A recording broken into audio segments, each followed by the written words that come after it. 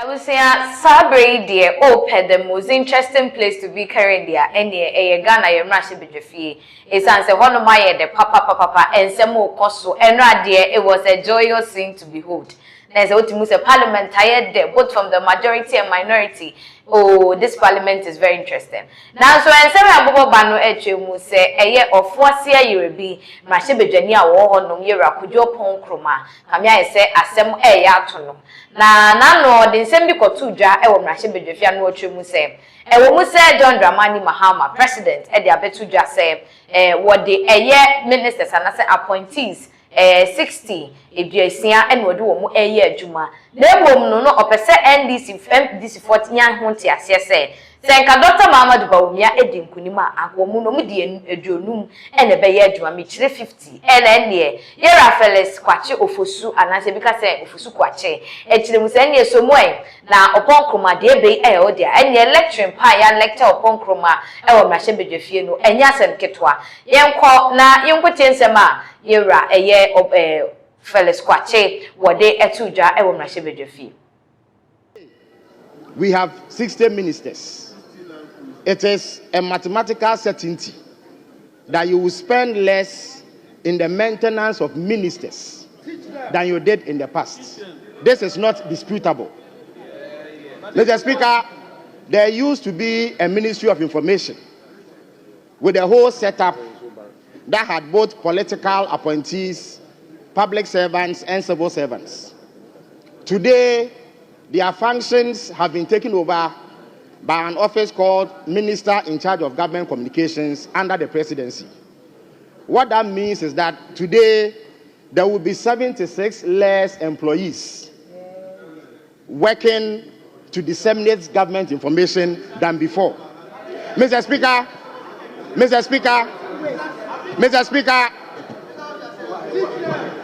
apart from the tangible financial savings, Mr. Speaker, there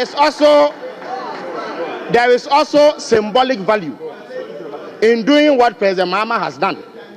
What he has done has sent a signal to the people of Ghana that their resources, which these days is in short supply, will not be spent on the creature comforts of more politicians who occupy offices with questionable functional necessity.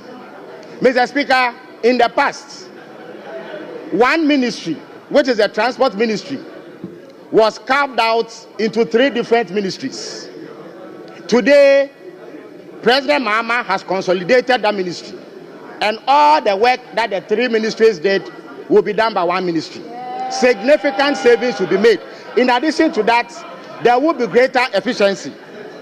Having said that, Mr. Speaker, whilst I respect the rights of our colleagues on the other side to oppose the nomination and indeed the approval of any nominee, I must express dismay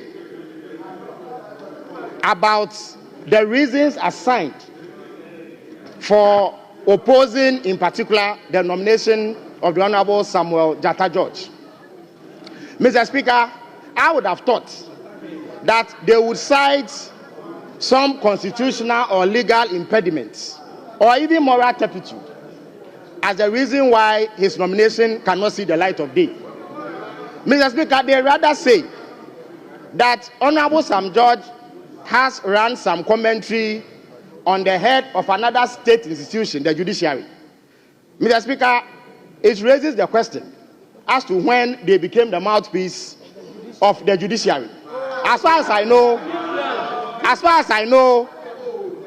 the Chief Justice has adequate outlets to express disapproval or disagreement with anything that anybody says.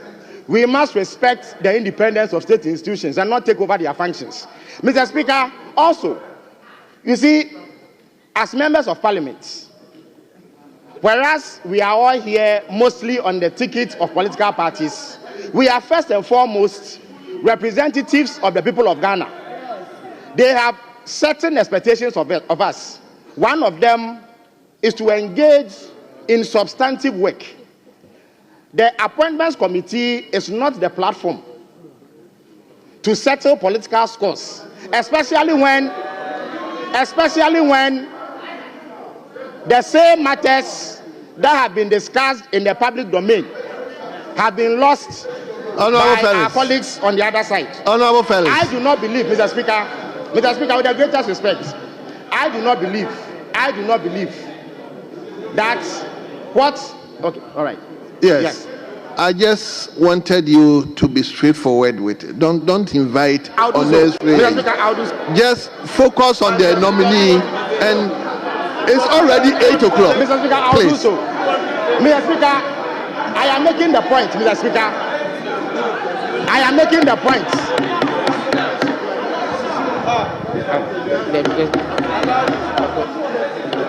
Honorable member. Making the point, Mr. Speaker. Honorable fellows. The reasons being advanced for opposing the Honorable Sam George's nomination, in my candid view, are untenable. They do not constitute sufficient grounds for opposing the nominee. Finally, Mr. Speaker, let me extol the virtues of one or two of the nominees who are going to be passed imminently. Let me start with the Honorable Kofi Adams. I recall distinctly that about 2 decades ago, when I was a bright-eyed member of the students' wing of the NDC, and he served as a deputy national youth organizer of the NDC, he reposed confidence in me to nominate me to represent the NDC at a major event that was being held by colleagues on the other side, which was a major national conference in Kumasi. He showed that he had a keen eye for talent, and he goes to a ministry where sporting talent is key to a survivor. As we speak, Mr. Speaker, Ghana's sporting sector is in complete disarray. Only yesterday or the day before, a football fan who had gone to witness a football match did not go home back alive. He lost his life under tragic circumstances, compelling a halt of the Ghanaian League. These are challenges that I believe he has the capacity to resolve, and therefore I wish him well in the endeavor. As for the Honorable Sam George, I would argue, Mr. Speaker, that the fact that he is able to stand his ground and stick to his conviction is proof that he has what it takes to manage a high portfolio like being a Minister of State. What we do not want are flip-floppers who, on the altar of political convenience, will abandon their convictions. Mr. Speaker, with the greatest respect, we do not need wimps to become ministers. We need men of conviction and courage, and Honorable Sam George has demonstrated same. So I will lend support to his approval. If our opponents, thank Mr. you. Speaker, Thank you. I'm wrapping Fellas, up. thank you. Thank you so much. Let me come to Honorable Mr. Speaker, if our colleagues, gentlemen, Mr. Speaker, if our colleagues want to claw back lost political capital, they are going to have to do so the hard way, which is convincing Ghanaians that they have a superior message. They cannot use the platform of the Appointments Committee to sanitize people whose conduct was in the full glare of the public. Thank you very much.